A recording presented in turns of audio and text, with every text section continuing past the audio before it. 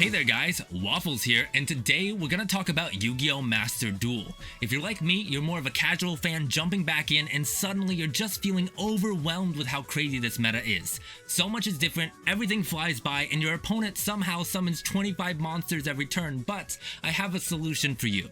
If you don't want to learn this meta, then just play Exodia and beat them before they can do anything.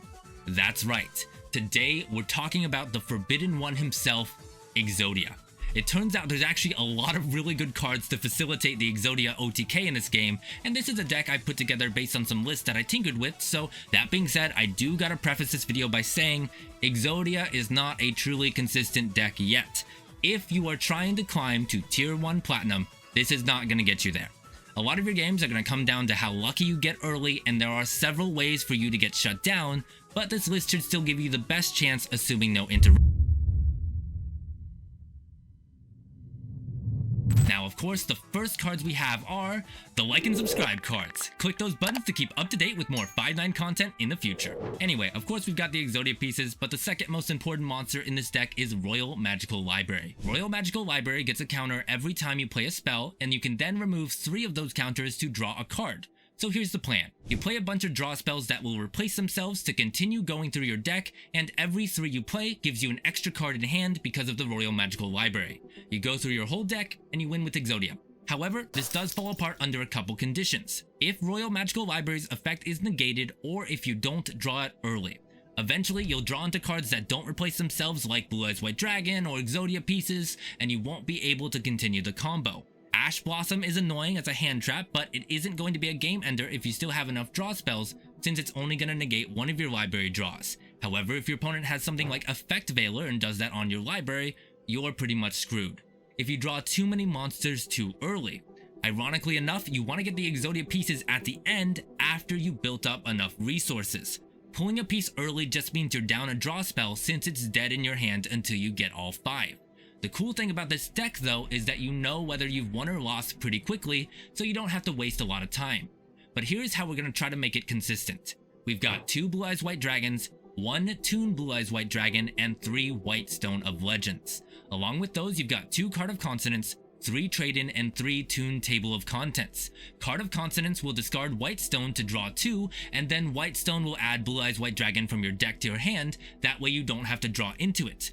Toon Table of Contents can search itself and Toon Blue Eyes White Dragon out of the deck, with the bonus that it's also a spell card. So, if you've got Royal Magical Library out on the field, you get a free draw from the 3 Toon Table of Contents. Trade-In drops either Blue Eyes White Dragon or Toon Blue Eyes to give you another 2 draws from the deck. Now the reason we're running 2 Card of Consonants over 3 is that it's also dead in the hand if you don't have a White Stone of Legend to discard. So having 3 tends to be a little too bricky, as you'll often end up having to discard a White Stone via Dark World dealings, which we are going to get to in a little bit. 2 normal Blue Eyes are there since at 3 you end up drawing into them before getting to White Stone. For normal draw spells, you've got 3 Upstart Goblin, 2 Dark World Dealings, 2 Into the Void, 1 Pot of Duality, 1 One Day of Peace, and 3 Chicken Game. All of these will help you draw a card and continue the combo, but we keep Into the Void at 2 because it forces you to win that turn, or it'll discard any pieces you've drawn so far. It forces you to discard your whole hand at the end of the turn. A lot of times, if you can't get through the whole combo, you'll have to pass for a turn, but with 1 Day of Peace and Chicken Game, you can usually survive whatever your opponent sets up. Dark World Dealings is also at 2 because it actually makes you go -1.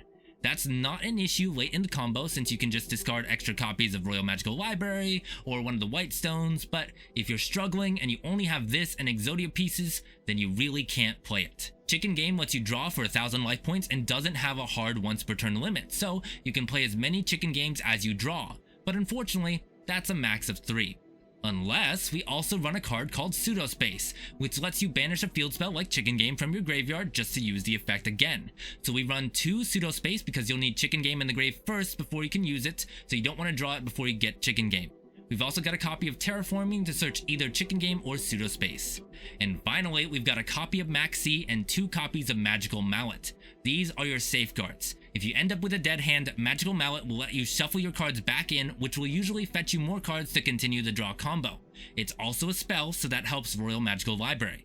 And Max C is great if you go second and happen to draw it, but it also is good if you have to pass a turn to either draw you more cards, or make sure that your opponent is deterred from going all out and special summoning a bunch of monsters, since every time they special summon, they're going to give you another card. You can also only use it once per turn, and since you don't want your opponent to take more than one turn in the game, you don't want to add more than one copy. Hello there, this is Sunblade with a quick interruption here, because we are not done with the deck profile for Exodia just yet. So let's move on to the extra deck real quick, and there's only one card that you should use in there, and this one is Link Kuriboh. So you might ask yourself what to do with this card. So for example, you get an opening hand without a library, but you have a trade-in, for example, in your hand and nothing else that you can use to draw more cards. But you have a White Stone of Legend in there, and you can normal summon that and use it as material for Link Kuriboh. So that means that the White Stone of Legend is in your graveyard, you can get a Blue Eyes out of your deck and then use your trade-in to draw 2 more cards, and that might unbrick your hand. So definitely put the Link Kuriboh in there. It's a niche situation that you won't encounter very often, but it might help you out in the end. So yeah, have fun with the deck. If you win with Exodia enough times, you'll earn the special title Sealed One, so for everyone who's trying this out, I wish you good luck. For those who aren't, let us know what kind of deck you're running or what you're working to build in the comments down below. I'm Waffles with 59 Gaming, signing off.